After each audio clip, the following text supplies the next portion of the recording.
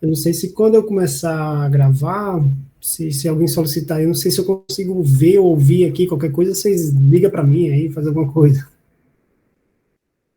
Segue? Ah, beleza. Ah, perfeito. Pô, então, qualquer coisa, se vocês quiserem até falar alguma coisa aí, podem falar também, tá bom? E vamos lá.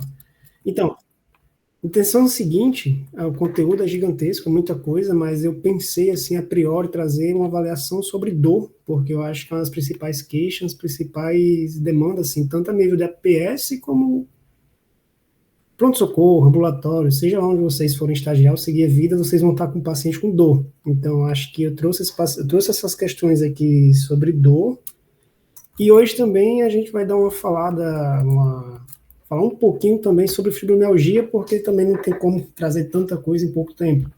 Então, é mais ou menos isso hoje. Essa definição da dor pela IASP, né, pela Associação Internacional, eles de 1979 até 2020, eles tinham uma sua abordagem sobre dor, que eles traziam a dor como uma experiência emocional com sensação desagradável associada à lesão tecidual presente, potencial ou descrita como tal. Em 2020, eles reveram essa parte final descrita como tal e já mudaram para semelhante, porque eles consideravam muito a questão da subjetividade da dor, da apresentação do paciente perante a dor. Então, de 1979 até 2020, eles tinham essa definição e acabaram mudando um pouco agora, justamente pelas novos estudos do dor e tudo mais. Inclusive, já vi até questão de prova já de residência caindo sobre essa definição da dor que foi mudada recentemente, né? Só para vocês terem ideia, eu acho que esse período que vocês passaram na PS e urgência e emergência também, vocês viram que dor é um absurdo, tipo assim, a queixa principal do paciente geralmente é dor. E o Duca, ele trouxe agora recentemente, nessa nova atualização de 2022, que os estudos populacionais mostraram que no Brasil a dor crônica tem uma prevalência altíssima de 40%, pacientes adultos com dor crônica diária de aproximadamente 5%, e outras abordagens que eles apresentaram nesse novo estudo foi que fibromialgia e dor crônica generalizada, respectivamente, 2,5% a 5% da população adulta brasileira. Então, tipo assim, altíssimo. Com certeza vocês vão pegar paciente com fibromialgia, se vocês já não viram, vão ver. E dor crônica nem se fala, tipo assim, sempre vai ter. Principal queixa no pronto-socorro, disparadamente. E a questão principal, eu acho, da gente entender quando que é uma dor aguda e quando que é uma dor crônica, porque a gente tem que saber tratar a dor aguda e tem que evitar a dor crônica, né? Que daí é o principal causador da dor crônica geralmente tende a ser uma abordagem não tão legal da dor aguda. E em 2017, um levantamento mostrou, por exemplo, que a lombalgia foi responsável foi a principal doença responsável pela incapacidade de adultos desenvolver suas atividades laborais. Então, é outra apresentação que sempre vocês vão ver na PS e sempre vocês vão estar vendo em qualquer campo. Então, saber abordar bem também lombalgia. Vocês, inclusive, já viram hoje, né? Hoje teve lombalgia lá na unidade de muito. Ué, a Lidiana viu lá, a verdade, né? E difícil, porque ali já era mais de 3 meses, aí que muda tudo. Componente da dor. A dor ela é uma experiência que inclui componentes sensitivos, avaliativos, né? Motores, neurovegetativos e psicossociais. A abordagem principal para a gente aqui, pelo tempo e tudo, eu pensei em falar um pouco sobre os sensitivos avaliativos, porque tem essa divisão nociceptivos, neuropáticos, nociplásticos, e vai influenciar diretamente de como que a gente vai tratar essa dor. A gente fazer avaliação, entender essas transmissões da dor e agir sobre isso, mas tem os outros componentes da dor, componente motor, neurovegetativos, que inclui sono e fadiga muito presente na fibromialgia, principalmente em mulheres, e o sono, porque o sono ele pode ser uma consequência da dor também, né? Inclusive, teve uma paciente também hoje que falava que não conseguia dormir por conta da dor. Então, tipo assim, aí já muda a nossa abordagem, a gente tem que pensar em tratar também a dor e contribuir para a melhoria da qualidade de sono do paciente. Então, é uma abordagem bem ampla, integral, quando a gente fala de dor. Falando um pouco sobre a dor nociceptiva cujo componente sensitivo, ele decorre da nocicepção, ou da percepção do nocivo, é meio que um processo nosso, característico da evolução, que a gente tem a condição de decifrar algo que vai causar dor para a gente, né? A gente tem uma capacidade, por meio das fibras que temos espalhadas, das terminações livres da gente, que a gente tem a capacidade de codificar estímulos derivados, estímulos periféricos, a gente tem a capacidade de entender esses estímulos e decifrar eles como dor. Essas terminações livres de fibras finas, por exemplo, que vão ser responsáveis pela transmissão da dor, e essas terminações de fibras finas, que são, vou falar um pouco mais sobre na frente, dos nervos nociceptivos, elas tem distribuição delas ricamente nas interfaces com o meio externo, tanto na questão em toda parte do corpo, na epiderme, na mucosa, e com o meio interno também, ela faz esse equilíbrio, esse balanço, né? Essas terminações, elas participam de processo de defesa, que é justamente, por exemplo, quando a gente coloca a nossa mão em cima de uma taxa, a gente já sente que está quente, a gente já tira rapidamente. Tem outros mecanismos também que envolvem, além dessas fibras, mas principalmente elas que são responsáveis, por exemplo, pelo movimento de retirada da nossa mão, né? Quando é que ela joga a mensagem para o córtex pré-frontal, é decifrada rapidamente, e a gente tem esse mecanismo de defesa graças a essas fibras. Já essa questão da dor nociceptiva crônica e sua classificação, tem essas classificações pela IASP, e essas classificações também tem pelo CID-11. Então, quando a gente tem a compreensão e a certeza de qual é a dor do paciente, qual classificação, a gente pode classificar já elas com o CID específico. Tem a dor nociceptiva crônica da característica musculoesquelética, viscerais e cefaleias e orofaciais, tudo seguindo o CID-11. A musculoesquelética vai ter uma história, claro que vai ter uma história mais direcionada para a musculoesquelética, entendido como proveniente do sistema locomotor. A lombalgia, por exemplo, seria proveniente do sistema locomotor e musculoesquelética nesse sentido. E tem outras classificações também, tem a trauma relacionada a traumas físicos ou cirúrgicos, que já entra um pouquinho em outras classificações de dores, e tem a dor relacionada a neoplasias também, que já muda um pouquinho, mas elas não entram como nociceptivas. Então aqui eu deixei as 3 classificações de nociceptivas para vocês entenderem melhor sobre. Já a dor neuropática, que é uma das mais complicadinhas, é aquela cuja componente sensitiva decorre de lesão ou doença do sistema nervoso. O sistema nervoso que a gente está falando aqui é o somatosensitivo, em contrapartida, já diferenciando da nociceptiva, né? Então, sempre lembrar que a dor neuropática já é uma alteração do sistema nervoso somatosensitivo, no caso.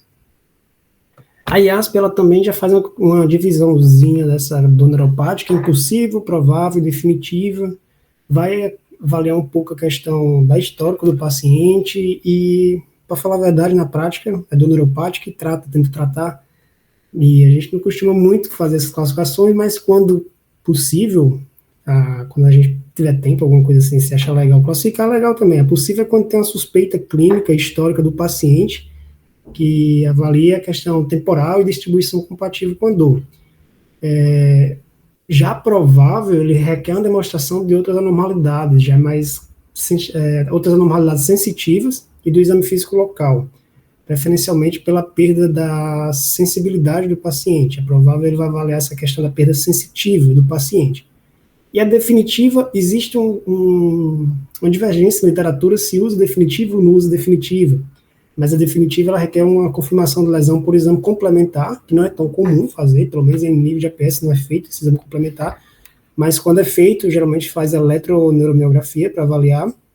E, bom, a questão do neuropática quando investiga para definitivo ou não, esse é um ponto, mas a questão que pode ser definitivo, por exemplo, quando o paciente tem uma amputação de um órgão, alguma lesão desse tipo. Mas é um pouco contraditório ainda essa questão da classificação como definitiva ou não, mas alguns fatos, de fato, são uma amputação de pé, decorre com dor neuropática, que vai ser definitiva e não tem muito o que fazer. Já a sensibilização e dor nociceptiva. Quando a gente fala de sensibilização, a gente tem que entender que é como... Aí entra a questão para a gente compreender também como descrever nosso exame físico, né? Devemos entender essa sensibilização como uma hiperatividade do sistema e, dessa forma, fonte de dor diferente de nocicepção ou neuropática. Eu acho muito legal quando a gente consegue entender bem essa Quando a gente tem um tempo e faz o negócio certinho lá, quando o paciente chega queixando de dor, e a gente consegue avaliar se ele tem hiperalgesia ou a alodínia, né? Porque vai diferenciar também no tipo de dor do paciente. Essa sensibilização, por exemplo, a hiperalgesia, é uma responsividade aumentada de neurônios nociceptivos e estímulos usuais. Já a alodínia é um recrutamento de uma resposta a estímulos usualmente não dolorosos. Antigamente o paciente colocava o pé no chão e não doía, e agora o paciente coloca o pé no chão e existe uma dor ali que antigamente não existia, e agora ele não suporta mais nem colocar o pé no chão, porque ele toca o pé no chão e já sente a dor. São dois termos que é legal, acho que a gente compreender eles e integrar um pouquinho na nossa, pelo menos no exame físico, dá para a gente colocar como está, como essa sensação do paciente em relação à dor, né? Deixa eu passar aqui. E aqui, como acho que você já viu em algum momento da faculdade, essa questão essas fotozinhas, né, das linhas das dores aí, que ela pode ser, a sensibilização, ela tem a característica, a possibilidade de ser dividida em periférica e central. E a central, ela já tem as suas divisões em medular ou supramedular, né, que é segmentar ou suprassegmentar. Estímulos periféricos persistentes sensibilizam inicialmente o próprio segmento da dor do paciente, o próprio segmento desses dermatomos, e daí progressivamente esses segmentos vizinhos, eles podem aumentar essa sensibilização e passar a ser aquela dor mais irradiada que a gente conhece, né? E influencia também na questão diagnóstica, então é bom a gente ter a noção dessas imagens, dessas linhas das dores aqui, para quando a gente pensar numa dor irradiada e o porquê que está sendo irradiada, né? O segmento medular, ele suficientemente sensibilizado, ele pode gerar uma inflamação neurogênica em sua região de aferência dessas partezinhas aqui dos dermátomos, né? E aqui você viu? Você acertou a questão? Boa. Não, então, mas assim, eu não sei se vocês viram, sim, mas vocês já tinham visto essas fotozinhas então, é bom, PM, verdade, em PM a gente vê, né? Mas, bom, mas assim, tem que ter ideia dos dermátomos para ter uma noção principalmente quando a dor é irradiada ou não, né? Então, a sensibilização central e comorbidades, né? Várias morbidades envolvem a sensibilização central e possivelmente também um processo inflamatório em sua fisiopatologia. Existem algumas doenças características de doenças crônicas que mudam a sensibilização central do paciente, que são, por exemplo, as síndromes de dor miofacial, fadiga crônica, a de colo irritado, síndrome de dor regional complexa, cefaleia tensional, migrânia.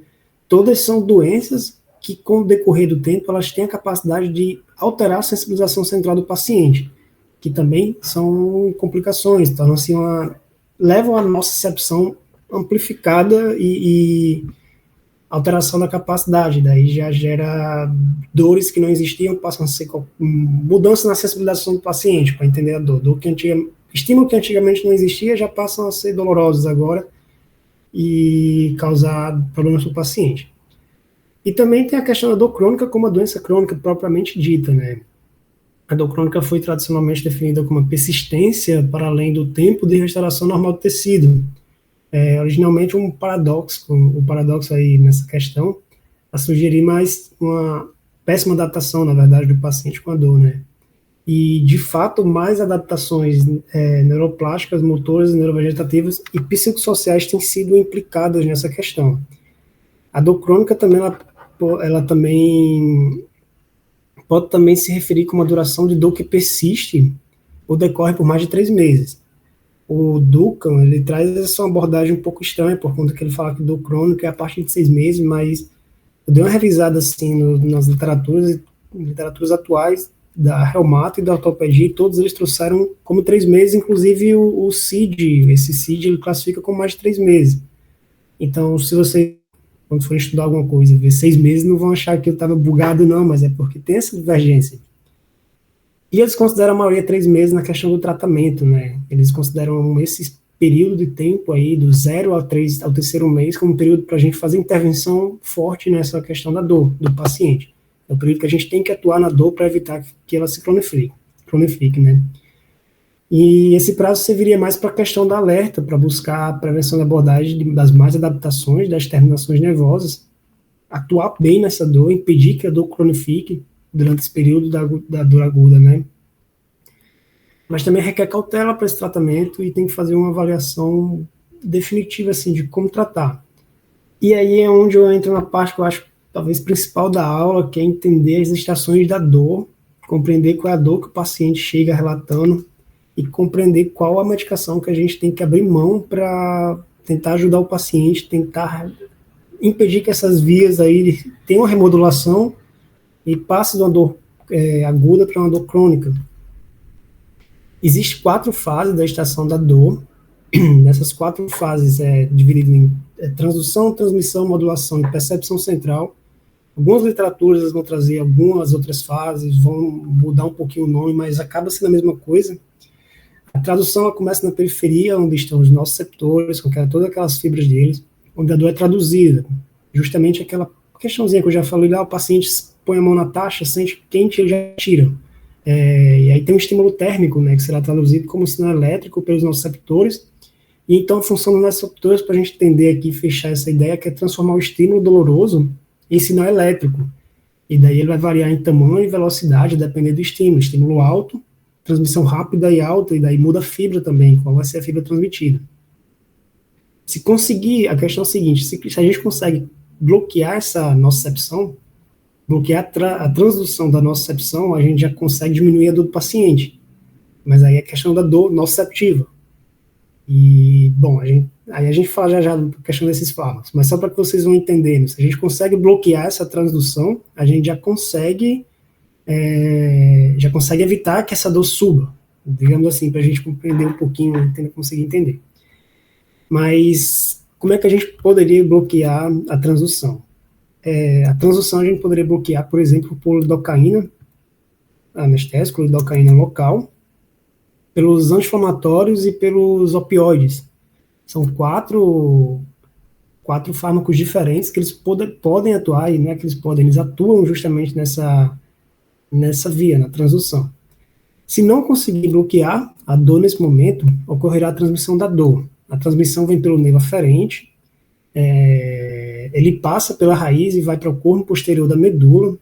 Como a gente vê nessa fotozinha, ele tem a capacidade de passar pela raiz, vai para o corpo posterior da medula. E a raiz, ela é sensitiva, composta pelas fibras C, fibras A delta. E tem outras fibras também que a gente vai ver um pouco na frente. Que essa transmissão da dor ela vai chegar no corpo posterior da medula, então a transmissão da dor é um estímulo elétrico que está sendo conduzido. Que ela passa, a gente não tenta impede essa transdução aqui no começo, ela sobe na via da dor. E a questão é a seguinte, como bloquear essa onda elétrica na transmissão? Na transmissão, a gente pode usar anestésico local, opioide também, e agora a gente pode abrir mão dos anticonvulsivantes, que foi o que a gente fez numa paciente lá hoje na unidade. A gente fez uso dos anticonvulsivantes pensando em bloquear a transmissão da dor na transmissão.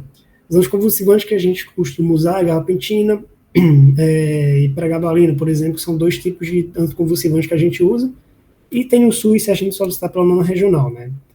Eles não deixam o estímulo elétrico liberar as vesículas de neurotransmissores nessa fenda sináptica do corpo posterior da medula, que é a ação dele principal para impedir a dor. Esses neurotransmissores que os anticonvulsivantes eles impedem de ser liberada é a substância P glutamato. E essa é a forma que eles conseguem impedir a transmissão, os anticonvulsivantes.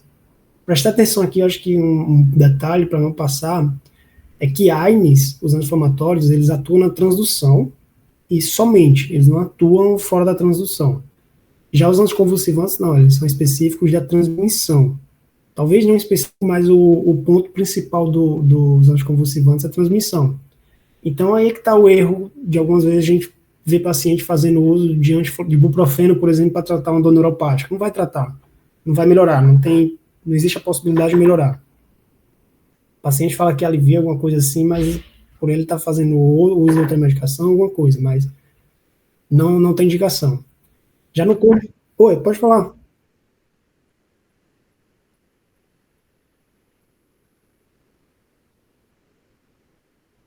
Isso. E opioide. Opioide também. É. Eu acho que tem um. É porque eu deixei a imagenzinha aqui, mas eu acho que, Leidiano, tem um slide na frente que tem um resuminho. Porque eu acho que é o principal da aula, é isso aqui, para vocês entenderem bem e não ficar dúvida, mas qualquer coisa pode perguntar, tá bom? Já na questão da modulação da dor, vai acontecer no corpo posterior da medula, que tem a via que desce do cérebro, a via descendente que vai para a medula até o corpo posterior, que é a via inibitória da dor. Essa via inibitória vai ser, a gente tem que entender como via inibitória como uma via que modula a dor, vai levar à modulação da dor, a via inibitória. Essa via é a recaptação de neurotransmissores, essa via de modulação, via descendente, que sai lá do corpo posterior da medula. Ela vai ter a participação de serotonina e noradrenalina. Então, como ela tem a participação de serotonina e noradrenalina na regulação e modulação dela, é justamente aí que entra a explicação dos antidepressivos funcionarem como medicamento próprio para dor crônica, porque como os antidepressivos eles atuam nessa recaptação, eles vão impedir que ocorra essa modulação de forma alterada da dor, né? Podemos dizer assim. E, sem dúvida também, os opioides, eles atuam também nessa região. Então, a modulação da dor, ela pode ser feita com antidepressivos, como amitriptilina, nortriptilina, duloxetina, que é muito usado na indicação, acho que se não estou enganado, da fibromialgia, duloxetina é o primeiro antidepressivo. Infelizmente não tem no SUS, mas ele tem ação comprovada já bem melhor do que a amitriptilina para tratar a fibromialgia. Mas, resumindo, são os antidepressivos que atuam, que vão recaptar serotonina e noradrenalina nessa modulação da dor, que eles vão diminuir a percepção da dor do paciente, né? Eles vão diminuir a dor do paciente por atuar na modulação, a recaptação de serotonina e noradrenalina. Então, assim, vocês estão vendo que meio que tudo gira em uma abordagem meio multimodal da dor, né? Em que se a gente fizer só uso anti-inflamatório para bloquear a transdução, ou anticonvulsivante, ou para bloquear a transmissão, ou antidepressivo para modulação, a gente tem que entender essas fases, a gente tem que entender qual é a dor do paciente, a gente tem que entender quanto tempo, principalmente quanto tempo, e o porquê da dor do paciente, para a gente poder abrir mão das medicações meio que corretas do paciente, né? A última via também, que é a cerebral, que é no córtex pré-frontal, que é a cognição, que ela é responsável pela percepção da dor. Tem essa via também, via que está no córtex, que é responsável pela cognição e percepção da dor. Ela fica no corpo posterior da medula, entra pelo trato espinotalâmico lateral, se não estou enganado, acho que é trato espinotalâmico lateral, vai para o tálamo e segue para o córtex, que é onde é percebida a dor. Para diminuir essa percepção da dor, tem que aumentar a inibição pela modulação da recaptação de serotonina e noradrenalina, tem que bloquear substância P-glutamato e tem que bloquear a transdução, que é bloquear os nociceptivos, e daí é onde a gente tem que necessariamente fazer a associação da medicação do paciente. Foi justamente pensando nessa dor, dessa cognição da dor no córtex pré-frontal do paciente, que a gente fez uma associação hoje, lá, acho que o Leidiano viu, quando a gente associou a pregabalina com opioide para paciente, e já fazia o exame de triptilina. Foi justamente pensando nessa ideia de fazer uma modulação completa e evitar, né? Mas também outra ponta, só a medicação, ela não, muitas vezes só a medicação não vai ajudar. Muitas vezes se a gente pedir ajuda, encaminhar paciente, solicitar acupuntura, é muito bom também para o paciente, porque a acupuntura ela tem a capacidade de liberar anti-inflamatórios endógenos que ajudam na transdução da dor, e além de ajudar nessa transdução também, a acupuntura ela ajuda na recaptação de serotonina e noradrenalina. E é bem legal isso porque é comprovado já, tipo assim, não é coisas só faladas. A acupuntura de fato ela ajuda muito. E além dela ajudar tanto na transdução como nessa recaptação de noradrenalina e serotonina, ela libera dinorfina, que é um opioide endógeno que vai atuar em todas as vias. E também ela tem um estímulo, mostrar que a eletroacupuntura estimula a liberação de endocannabinoide, né?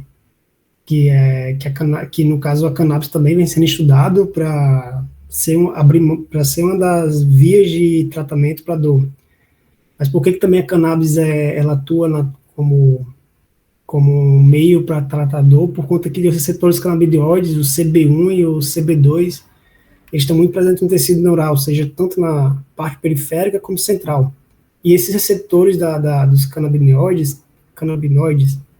eles, ao serem estimulados, eles diminuem a inflamação e diminuem a neurotransmissão da dor. Então, tipo assim, inclusive eu acho que o nosso ex-professor, Dr. Oswaldo, não sei se vocês já viram alguma vez a pesquisa dele, ele vem trabalhando muito nesse estudo da cannabis para tratar a dor do paciente. De fato, eu já vi alguns pacientes também com receita dele assim, que fala que melhora surrealmente a dor, porque é comprovado que tem esses estímulos receptores CB1 e CB2 que eles tanto ajudam na transmissão como na modulação da dor. Então, assim, entender bem essas fases.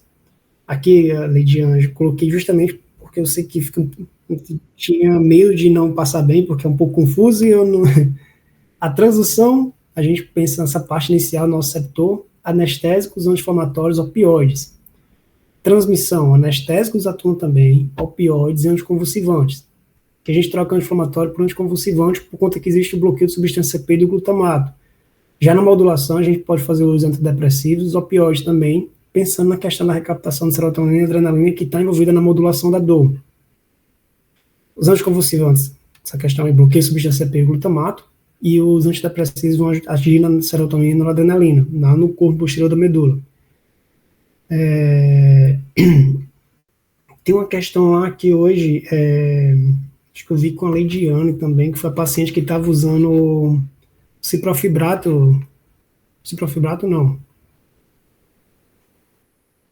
relaxante muscular. Ele estava usando relaxante muscular, e tem um ponto aí no relaxante muscular. Relaxante muscular associado com antidepressivo, ele já foi visto e não é indicado o relaxante muscular nessa questão porque eles têm alto risco de causar arritmia no paciente. Tem uma interação medicamentosa, não lembro bem qual é a interação medicamentosa, mas não se usa ele por conta que ele tem a possibilidade de levar o paciente a causar arritmia no paciente.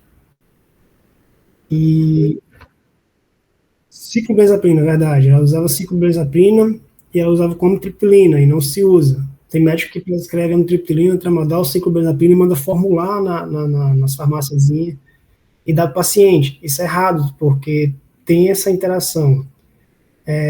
O ciclobenzaprina com opioides atípicos e antidepressivos, eles têm chance de causar arritmia cardíaca importante e pode levar a PCR por arritmia. Aí o paciente chegar no hospital, pô, tem uma PCR, indefinida, ninguém sabe o que é. Vai olhar, o paciente está com um negócio desse, associação.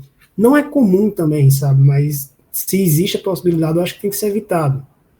De fato, não é legal correr esse risco desnecessário, eu acho.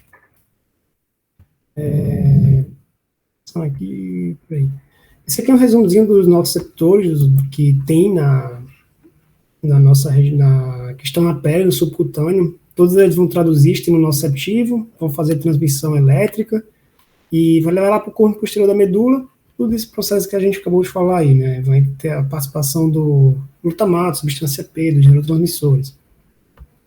E aqui a transmissão da dor pelas fibras, que são bem importantes, que caem em prova também, essas coisinhas dessas fibras aí, hein? A transmissão é feita pela fibra nervosa, fibra C, fibra A delta e fibra C. Não só por elas, mas são as principais. A delta, ela é mielinizada, ela é mais grossa e o estímulo vai ser mais rápido por ela ser mielinizada. Já a C não, ela não é mielinizada e ela é mais fina e ela vai ser responsável por caracterizar a dor mais lenta.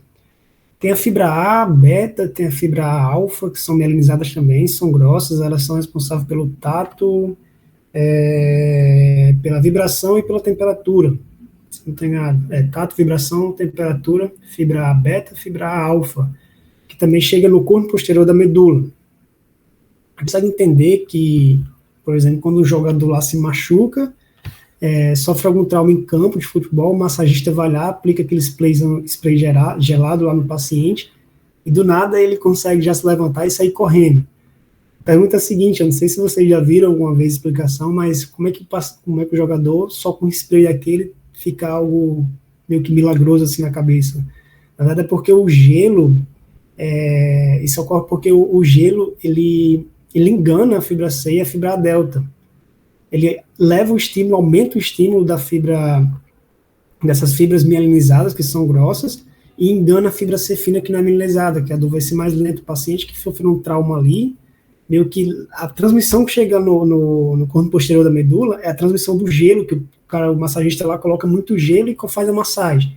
Então, tipo assim, a dor que ele sentia previamente pelo trauma durante o jogo, meio que deixada de lado assim pelo corpo posterior da medula, e ele fica só sentindo friozão lá, se for muito gelado, e a massagem, né? Essa questão da massagem lá, o paciente, o jogador, por exemplo, ele vai ficar meio enganado na cabeça dele qual é a dor real dele, entendeu? E daqui também é um quadrozinho de resumo das fibras A e fibra C, que é a fibra A mais grossa, a fibra Czinha mais fina, tem a diferença do tempo da transmissão da dor entre elas, e daqui a questão da dor neuropática, que ela pode ocorrer direto da fibra para o corpo posterior da medula, sem passar inicialmente pelos nossos receptores também, isso aqui já quando o paciente já tem dor neuropática instalada. Isso ocorre quando o nervo já é lesionado, já tem a lesão do nervo. Por exemplo, o paciente com diabetes, o paciente com diabetes, ele tem uma lesão na bainha de mielina, ele lesa a própria fibra neural dele. É o que a gente chama da dor neuropática instalada do paciente diabético. Por exemplo, paciente com a dor neuropática do diabético. Acho que você já viu algum paciente com diabetes, com dores no membro que todo mundo trata e não consegue saber o que é que está acontecendo com ele. E às vezes você vai lá, uma amitriptilina para ele ajuda milagrosamente já. Outro exemplo também é paciente com trauma raquimedular também, que tem uma lesão direta do sistema nervoso. E lesão direta do sistema nervoso, elas vão causar dor mais intensa e de mais difícil tratamento também quando são pacientes provenientes de cirurgia ou de traumatismo no sistema nervoso diretamente. E aí entra na neuropatia, que eu acho que é uma das coisas também importantes, que é muito comum o paciente ter alodínia, que são esses estímulos dolorosos que causam dor intensa, que antigamente não existia pelo estímulo essa dor tão intensa. Então, para descrever também exame físico, a gente tem liberdade para escrever se o paciente tem uma dor intensa em algo que não é tão não causaria normalmente no paciente rígido tanta dor. Então, acho que a gente sempre pensar, quando for descrever a dor, falar um pouco da sensibilidade do paciente e do estímulo da dor. Se está doendo muito ou se dói pouco. Bom, dói muito ou dói pouco é um pouco estranho, porque a dor é subjetiva, né? A dor neuropática também tem, como eu já falei, a hiperalgesia. Hiperpatia eu não falei muito, mas também tem que levar em consideração que é a reação exagerada a estímulos dolorosos, intensos, repetitivos em região da hipoestesia. Exemplo é ficar esperando, se a gente fica espetando uma agulha no paciente, na medida que a gente vai espetando a agulha com a mesma força, tipo assim, pressionando na mesma força, na mesma região, o paciente vai aumentando a dor, mesmo que a gente fique pressionando com a dor normal de sempre, né? Com a mesma pressão que a gente já vinha espetando antes, e o paciente fica sentindo dor mais e mais, né? Isso aqui é para aplicar o questionário. Se o paciente, quando você estiver suspeitando também de dor neuropática, você pode aplicar esse questionário. Se o paciente estiver com mais de 4 desses itens, já é positivo para dor neuropática. E é bem estabelecido também a sociedade americana que passa esse questionáriozinho. Ele foi traduzido e o pessoal usa também quando tem dúvida. Mais um pouquinho a dor crônica e as fibras neurais, elas vão alterando inclusive a sua penetração e neurotransmissão no corpo posterior da medula. Então aí a questão da dor crônica, por que a gente tem que tratar a dor aguda? Porque a dor aguda intensificada, ela vai alterar essa penetração e neurotransmissão lá no corpo posterior da medula das fibras, essas fibras que a gente falou da transmissão da dor. Normalmente, quando o paciente tem dor crônica, a fibra A delta, ela começa a invadir outros locais da medula e das lâminas, que, por exemplo, normalmente a fibra C ela vai da lâmina 2 e a fibra A delta ela vai da lâmina 1 e 4. E quando elas estão muito hiperestimuladas, quando elas ficam muito tempo com uma dor aguda, na dor crônica, quando se transforma de aguda para crônica, elas já mudam todas as suas remodelações e passam a invadir outras lâminas. e daí intensifica a dor, e daí é que gera o problema. Por isso que eu falo, dor aguda tem que ser bem avaliada, tem que ser bem tratada para evitar justamente isso aqui. Esse é o problema de não tratar bem uma dor aguda. Esse quadro aqui, essa imagem, na verdade, não sei se vocês conseguem ver bem aí, mas se vocês quiserem eu posso enviar o slide também. Ele fala e faz um resumozinho legalzinho também dos fármacos, onde que cada fármaco que eu falei, eles atuam nessa transmissão da dor.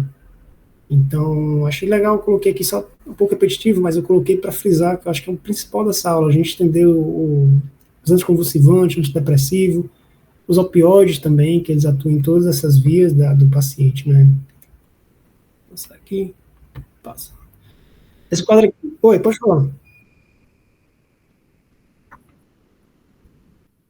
Neurogênica e neuropática, né? Tem até a divisão, viu, o Leidiane? Entre elas tem essa divisão de neuropática e neurogênica, só que eu confesso para você que eu não consigo ver a diferença da neuropática e neurogênica, né? Eu não consegui ver muita diferença entre as duas na sua, na sua definição.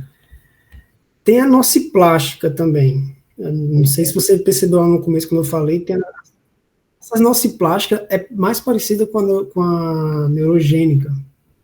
Só que a neuropática, eu tenho uma sensação que ela é mais levada nessa questão da lesão do nervo, sabe? Não sei se entendeu bem. Quando é mais uma questão do nervo lesionado mesmo, é que eles levam.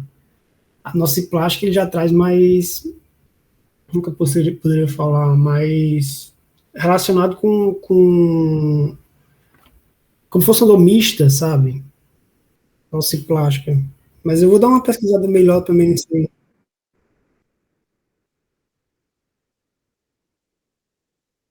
Isso. Bom, esse quadrinho aqui tá ruim a imagem, eu acho, para vocês aqui também, né, para ver ele. Mas eu dei uma andada de slide porque ficou um pouco, a definição ficou meio zoada. E aqui, bom, aqui é na verdade, é mais um resumozinho que eu estava nesse artigo, e eles viram que os pacientes com dor crônica existe a maior conexão dos dendritos e da microglia entre os neurônios, e tudo isso vai levar a alterações entre os receptores de dor. E daí entra a questão que eles estão estudando pra caramba, essa questão dos receptores NMDA, receptores de serotonina, noradrenalina, glutamato, substância P, e os canabidióides, que a CB1 e CB2, que é a moda agora das pesquisas, que é bem legal, eles têm um resultado bem bacana. Há quem não acredita também, né, mas eles estão aí, eles estão provando em estudos, né, então, inclusive, falando em microglia, as farmacêuticas da Europa estão investindo assim absurdamente, com muita força na pesquisa da microglia para saber e para desenvolver fármacos com atuação nela, porque eles estão achando de fato que a microglia é uma das grandes responsáveis pela dor crônica. Então eles estão estudando bem sobre a microglia para ver se eles encontram alguma interação que possa justificar e tratar melhor as dores crônicas. Sensibilização central é o que queremos evitar, na verdade, né? Lembrando que já existe genes também relacionados à sensibilização central, tem pessoas que têm uma predisposição maior, que é o gene CFOS, que é um gene que vem sendo bem pesquisado também. Vai acabar aqui, tá falando? Enfim, acho que dá tempo. Esse gene é pesquisado também para saber que o paciente ele tem dor e por que ele tem dor, entendeu? Eles estão vindo pesquisando bem sobre esse gene. Mas, assim, de maneira resumida, a sensibilização central é o que a gente tenta evitar, que o paciente não cronifique a sua dor aguda. E a sensibilização periférica também tem toda a influência da diversas marcadores inflamatórios, citocinas inflamatórias, substância P, da serotonina, do glutamato, que tudo isso leva a uma sensibilização periférica, aumento da neurotransmissão e de um brotamento neural por esse brotamento neural vai ocorrer o aumento da dor, aumento da transmissão da dor. Acho que vale destacar também o CGRP, que eu estava dando uma lida, que é uma citocina muito estudada hoje, que é o peptídeo relacionado ao gene da calcitonina. Para ter ideia da importância dessa proteína, tem diversos medicamentos que estão sendo lançados para enxaqueca, que são com anticorpos monoclonais do anti-CGRP, Acho que, não sei se vocês conhecem o Erenumab, que vem sendo estudado e vem sendo usado para enxaqueca só. Esses estudos, esses medicamentos, eles estão sendo usados para enxaqueca, mas eles não têm uma abordagem para dor crônica. Aí muda um pouco, mas eles estão estudando muito em cima dessa CGRP, para tratar também dores crônicas, né? A gente sempre é importante individualizar a dor do paciente. Claro, tem que sempre considerar o paciente que ele fala, mas sempre individualizar a dor. Tem essas classificaçõezinhas da subjetividade da dor, mas sempre levar em consideração os pacientes com o que eles falam, né? Nem tudo, isso é tão verdade que teve um estudo publicado em uma revista da Reumato mostrando os fatores psicológicos da fibromialgia, que eles mostram os diferentes perfis para os diferentes tratamentos. Às vezes, paciente, que nem teve um paciente hoje também, que chega muito ansioso, nesse estado aqui, nesse quadro de ansiedade, chorosa, muitas vezes o tratamento que a gente passar para escrever para a dor em si não vai ajudar em nada. Às vezes, de fato, o paciente precisa de um outro apoio, que seria um apoio psicológico, psiquiátrico, para tentar abordar melhor essa dor dele, né? E aí são alguns procedimentos que estão relacionados com a dor. Alguns procedimentos possibilitam ou causam ou levar a dor crônica para o paciente, a dor neuropática do paciente também, né? A hérnia inguinal, colestectomia, cirurgia no tórax e também na mama, são bem frequentes causar esse tipo de dor no paciente, levar esse tipo de dor no paciente. Além também da amputação de membro, hérnia de disco, a artroplastia total. E tem doenças também, né? Tem a herpes zoster, por exemplo, que tem uma tendência também, pode causar uma dor crônica, dor neuropática no paciente, no caso da herpes zoster. Escala da dor, sempre necessário a gente fazer essa escala da dor de maneira... Daí você escolhe sempre fazer como, de 0 a 100, fazer com as carinhas. Tem as escalas de dor também que são com as imagenzinhas, né? Como é que o paciente está no momento. E avaliar sempre a escala da dor para a gente classificar essa dor. Se for uma dor leve, de 1 a 3, por exemplo, terapia não farmacológica pode ser benéfica para o paciente, fisioterapia, psicoterapia, atividade física, até terapia de onda de choque e acupuntura também, mas também podemos fazer uso da terapia farmacológica como os AINES e anestésicos locais, porque a gente está pensando já na dor nociceptiva, dor periférica, dor lá na terminação mesmo. Dor leve e moderada, a gente pode abrir mão dos AINES, adjuvantes sendo dos AINES, da pregabalina, doloxetina, se tiver condição de usar, levando em consideração que é paga, a doloxetina também não é uma medicação tão barata. Mas também tem a triptilina e a carbamazepina, que são gratuitos pelo SUS e tem, né? E aí a gente já pode abrir mão também dessas medicações. Nessa dor moderada, a gente pode também usar opioides fracos, que são opioides fracos, mas dessa terminação mesmo, que é a codeína e o tramadol, né? Lembrar que a codeína ela é transformada em morfina no fígado e cerca de 20% dos pacientes, eles não conseguem transformar essa codeína em morfina. Então, a codeína em 20% das pessoas não vai aliviar a dor. Então, é um número bem expressivo. De 10 pessoas, 2, esse opioide, a codeína, ela não vai ser benéfica para o paciente, porque ela não vai ter resultado. Já em dor forte, a gente pode usar os não opioides, que eu já falei, os anestésicos, os AINES, mas o ideal já é pensar também direto em opioides. Os típicos que atuam em recaptadores Mi, como a morfina, e os opioides atípicos, que são fármacos que atuam em receptores Mi, mas também eles recaptam serotonina e noradrenalina, que aí já entra os antidepressivos. Como os antidepressivos, na verdade. Tem também aqueles que atuam em receptores do MNDA, como a metadona, que tem a mesma potência da morfina e atua nesses receptores, além de atuar também nos recaptadores Mi. Então, os opioides atípicos, o tramadol e metadona, usam em pacientes com dor mista, como a lombocialgia, no caso que seria uma dor mista, paciente com câncer, paciente com cervicalgia também pode se beneficiar, e os opioides típicos, como codeína e morfina, a gente pode usar mais para dor com paciente com dor nociceptiva. Seja aquela, entende-se dor nociceptiva, uma dor de cólica, uma dor uterina, por exemplo, um pós-operatório, uma fratura. O paciente ele vai se beneficiar. Vou passar aqui. E dor crônica e sintomas associados, que eu acho que também é bem importante a gente compreender bem sobre isso, porque a dor crônica ela leva dificuldade muitas vezes, por exemplo, a dormir. E daí a gente tem que saber tratar também o sono do paciente. A gente pode usar algumas medicações como o Donarém ou como o Zolpidem, mas aí pensar também em outras vias, por exemplo, a própria amitriptilina ela vai ajudar no sono do paciente, já melhora o sono e a qualidade do sono do paciente. A pregabalina também melhora o sono do paciente e tem uma ação por bloquear o glutamato, substância P, então ela vai atuar na via da dor lá e já vai ajudar também na questão do sono do paciente. Só com o próprio remédio da dor já é possível melhorar o sono do paciente sem precisar de outra medicação. Mas se a gente for entrar, lembra do que a gente viu hoje, a gente não pode associar relaxantes musculares com antidepressivos pelas interações da vida. E também não é legal entrar com benzodiazepínicos, como diazepam e como Rivotril, porque essas medicações já são mais difíceis da gente fazer desmame depois tirar do paciente, acaba se tornando vicioso e o paciente acaba sendo dependente dos benzodiazepínicos, que não é tão legal, né? O paciente já com polifarmácia geralmente, mais benzodiazepínicos.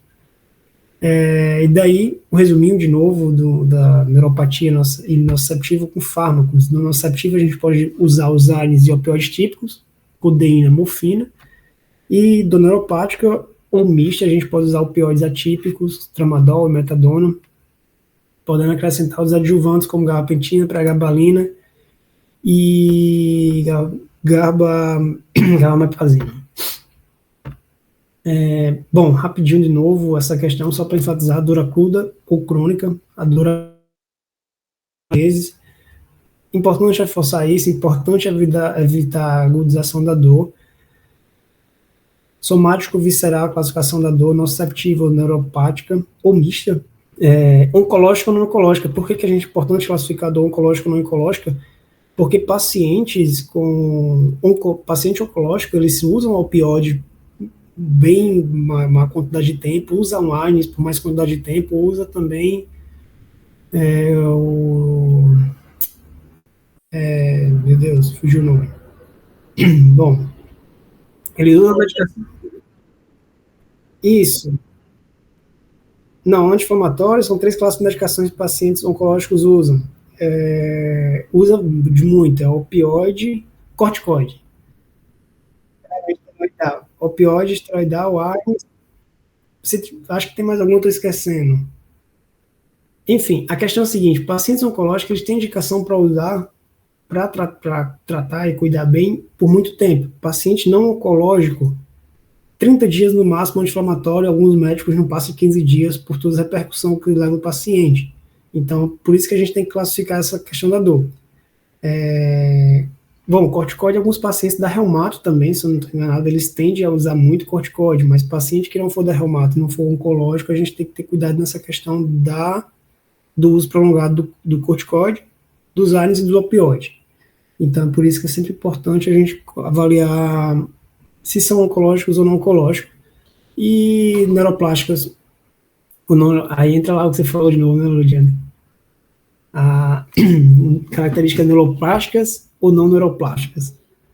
Localização, seja localizada ou difusa. Por que passa?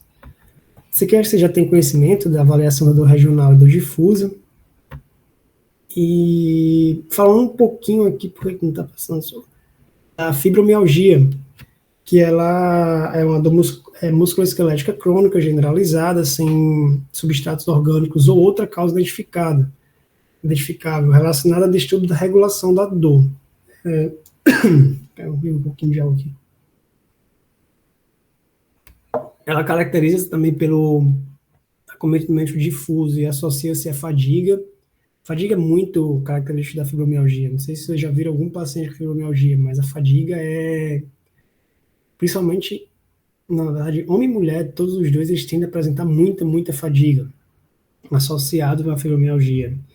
Tem distúrbios cognitivos, leva a distúrbio do sono e diversas desordens psicossomáticas. Ela ocorre mais frequentemente também em mulheres e possui importante agregação familiar. Tem um fator familiar aí gigantesco da fibromialgia, né? No entendimento da fibromialgia, existe um pouco, existe de fato uma compreensão que a fibromialgia ocorre devido à hipersensibilidade medular. Então, por isso aí a gente já entende quais são os fármacos que vão atuar bem. Tipo assim, não adianta dar anti-inflamatório nem corticoide para fibromialgia que não vai funcionar. O problema da fibromialgia é lá em cima, a gente entender assim um pouco naquelas figurinhas, é lá na parte de cima da transmissão da dor, não é na nocicepção. É uma hipersensibilização medular do paciente que leva a toda alteração de substância P, glutamato, essas outras substâncias que estão envolvidas na dor e causa uma sensibilização central. Ela tem uma alteração nas vias descendentes também, na via descendente dopaminética, e existe esse exame de imagem funcional, eu não quis apresentar, senão vai ficar muito grande, mas no exame de imagem funcional é possível ver alterações também do paciente. Mas assim, entender, acho que o ponto principal da fibromialgia, que é essa hipersensibilidade medular, que leva a essa dor de desordem um pouco complicada de ser tratada no paciente com fibromialgia. Os critérios da fibromialgia foram alterados, eles foram alterados recentemente, agora tem os critérios de 2010 que foram modificados em 2016, que o paciente deve fazer as seguintes condições, ele deve apresentar um WPI, que é o índice de dor generalizada maior ou igual a 7, uma escala de severidade de sintomas, que é SS, maior ou igual a 5. Se não for dessa forma, ele pode apresentar os critérios da WPI de 4 a 6 e a SS maior ou igual a 9. Eu vou mostrar na seguida, tem uma figurinha delas duas para vocês verem certinho. A presença de dor generalizada, definida como dor em pelo menos 4 das 5 regiões, seja superior esquerda, superior direita, inferior esquerda, inferior direito axial. Observação que nessa definição as dores na mandíbula, porque na outra da ACR, da outra classificação da fibromialgia, eles trazem dessa forma. Nessa definição, as dores na mandíbula, torácica e abdominal não são avaliadas como parte definitiva de dor generalizada. E tem o tempo, presença de sintomas por maior ou igual a 3 meses. O diagnóstico é levado independentemente de outros diagnósticos. Então, o paciente pode ter fibromialgia associada com outras doenças. O que vale, o que interessa, é se o paciente ele preenche o WPI e o SS dele, preenchendo os requisitos da pontuação, que é essa pontuação WPI maior ou igual a 7 e SS maior ou igual a 5, ou WPI 3 a 6 com SS maior ou igual a 9, de acordo com os critérios de 2010, atualizado agora recentemente.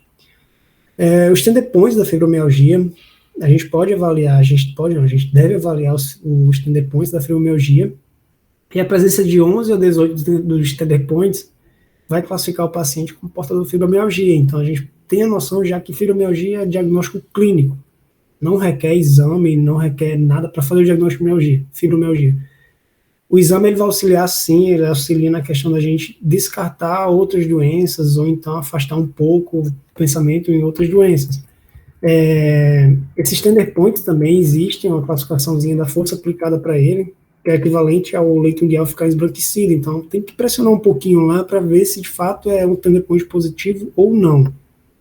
Vocês tiveram aula de fibromialgia alguma vez? Já não? Acho que. Alô? Ah, oi, estou ouvindo agora.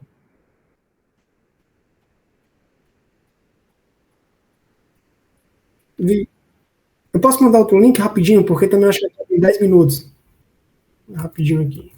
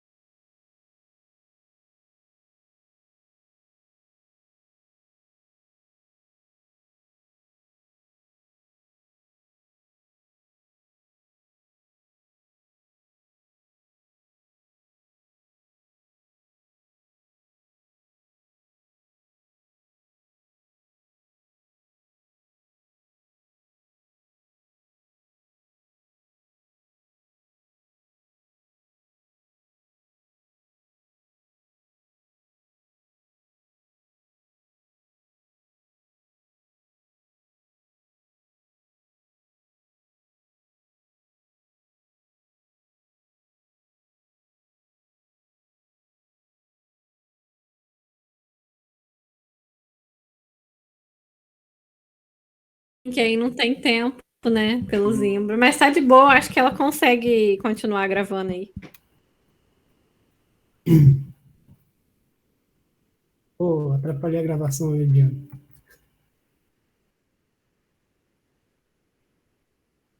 Falou? Você é profissional, hein, Lidiane? Tá certo. O seguinte, a fibromialgia é diagnóstico clínico, clínica soberana sempre aí, mas a fibromialgia você tem como fazer o diagnóstico clínico.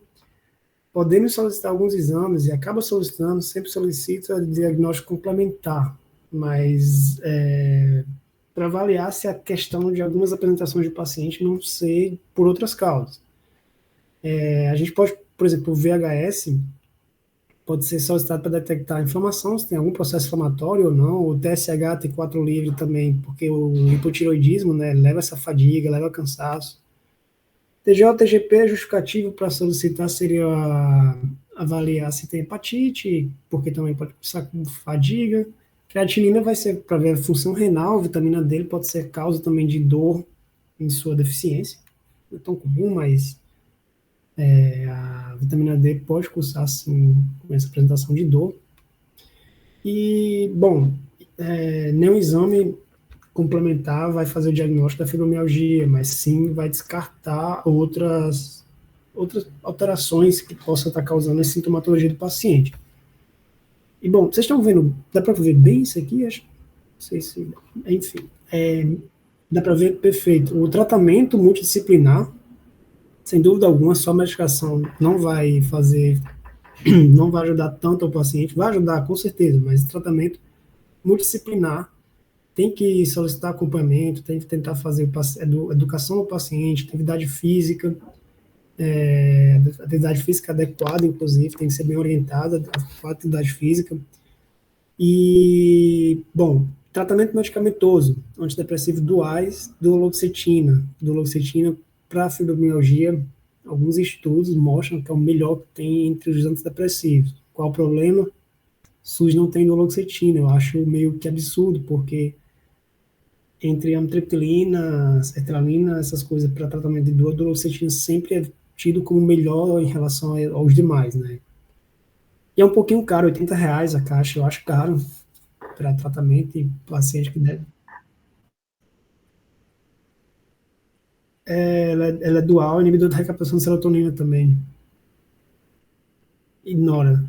Só que ele custa um pouquinho. É 80, R$ 90. Mas assim, inclusive a gente tem uma paciente com fibromialgia que tomava sertralina e não pegava bem nela, não tratava bem. E era acompanhada pelo reumato e a gente, cara, estava acompanhada pelo reumato, já a gente trocou por duloxetina, quando a mulher voltou lá um mês depois, falou que estava respondendo super bem a ele, sabe? Ele tem uma ação melhor. Explicar o mecanismo dele aqui, eu não vou saber qual a diferença exata, assim, na via da fibromialgia, mas enfim, é visto que ele tem sim melhor. Anticonvulsivantes também, o pessoal se dá bem, pregabalina e gabapentina, tem na rede, já ajuda muito. Aí entra já como terceira linha, se não der duloxetina, fluoxetina, sertralina e o citalopram, que são os inibidores também. Os tricíclicos, amitriptilina, também serve, também vai ser bom para o paciente. Tramadol, aí já são os opioides, já tem que saber fazer o uso moderado deles, não dá para usar sempre, mas se o paciente com dor é indicado no momento usar, e usar por um mês, e reavaliar o paciente, até por conta que tem que esperar o tempo de ação dessas medicações, né? Elas não vão tomar hoje, vai agir hoje, já apresentar resultado hoje. E tem as outras medicações também, que o paciente pode usar não. Existe associação aqui, de fato, eu já vi vários pacientes que fazem associação, por exemplo, da duloxetina, pregabalina e usa tramadol. É comum, não é tão incomum. O paciente, quando está com dor, tem que tratar. Acho que não tem que ter pena para passar a medicação no paciente com dor. Eu acho que a gente não tem que pensar que pode ser a gente aí, algum familiar, alguma coisa. Tem que colocar na nossa cabeça que o paciente com dor trata sem pena, assim, sem dó. A única pena que eu fico é quando o paciente, a gente tem a medicação, pensa em uma medicação e o paciente não compra e não tem no SUS. Por exemplo, duloxetina para neuropática, se eu pudesse, eu só passaria duloxetina para o paciente, porque visto que é uma das melhores, para dor. mas infelizmente não tem. Eu acho que a gente também tem que saber trabalhar com o que tem, assim, em SUS. Bom, eu acho que era mais ou menos isso que eu queria passar hoje. Essas vias de dores, assim, eu não sei se eu passei bem, elas são um pouco mais confusas, assim, mas eu acho que o ideal é entender as vias, é entender o tempo da dor, saber compreender qual é a dor que o paciente está apresentando, de qual é a origem da dor, por que que tem essa dor, tentar saber a causa da dor. Nem sempre é possível fechar um diagnóstico assim na UBS ou em qualquer canto rapidamente, mas tem que saber tratar bem a dor. Tem que, a gente, meio que a gente vê na... Vocês passaram por urgência e emergência agora, e vocês veem que agora lá vai tratando só por escala mesmo a dor, escalona a dor e vai tratando por escala, mas sem pensar, pô, mas por que essa dor? O que essa dor vai causar? Quanto tempo que o paciente está com essa dor, né? Eu acho que assim, a gente tem que colocar essa cultura assim da gente evitar a cronificação da dor, porque aí sim o paciente vai ter que tomar pelo resto da vida medicação para tratar uma dor. É igual um paciente que, por exemplo, imagina um paciente que tem uma simples tendinite no ombro, que não é simples, mas tem tendinite no ombro, e não trata adequadamente a dor, 3 meses depois, 4 meses depois, o paciente tem dor crônica e tendinite. E aí vai estar tratando pelo resto da vida, ou pelo resto da vida, né? Vai estar tratando essa tendinite pelo resto da vida, dor crônica talvez. Então a ideia era essa, eu vou passar os slides se vocês quiserem. Se tiverem alguma dúvida, se precisar de alguma coisa em relação ao conteúdo, mais material também eu posso enviar, porque se tiverem curiosidade para estudar, eu acho muito legal a parte da reumato. Eu gosto da reumato, não sei se vocês são fã da reumato, mas eu acho bem legal. Então, qualquer coisa, estamos aí. Vocês têm aula hoje, espero que não tenha... eu vou só... Deixa eu só... Vou tirar um print para colocar no meu relatório lá. Oi? Tá mutado aí, Lediano. Não tem problema, tá tranquilo. O pessoal, qualquer coisa, eles assistem depois. Mas assim, deu para entender mais ou menos? Ficou um pouco confuso aí. Eu acho que vale a pena vocês darem uma olhada naquelas fotozinhas lá das vias das dores, sabe?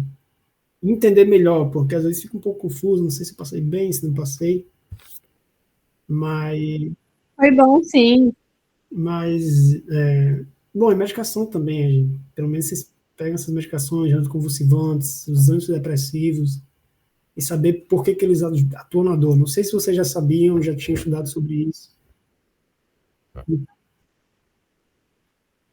Porque quando eu conheci antidepressivo tratando como dor, eu lembro, ser bem sincero, fui lá no terceiro período, eu estava com o médico falou, então, tem um tratamento aqui, ele é antidepressivo, mas não é porque você está com depressão, mas é porque, de alguma maneira, os antidepressivos, eles tratam dor, ninguém sabe explicar o porquê. E, tipo assim, eu segui a ideia desse médico por vários tempos, assim, porque eu também não fui estudar, erro meu.